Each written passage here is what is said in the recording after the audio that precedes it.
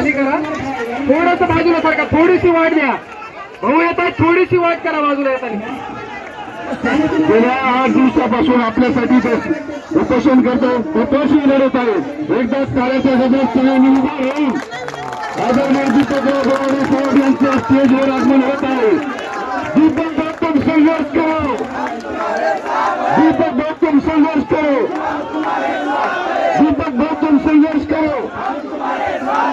अरे कौन आला, कौन आला, अरे कौन आला, कौन आला, अरे कौन आला, कौन आला, अरे कौन आला.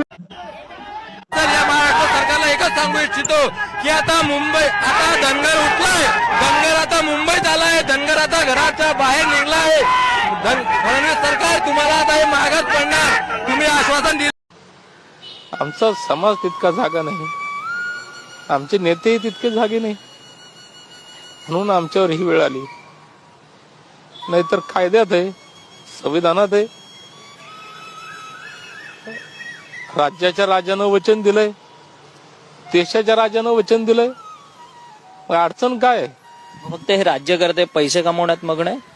सगळेच राज्यकर्ते विरोधक सगळे स्वार्थात मग्न आहेत आणि आमचे धनगरही स्वार्थात मग्न आहेत. कुणाला शेतीचं पलटय, कुणाला नोकरीचं पलटय,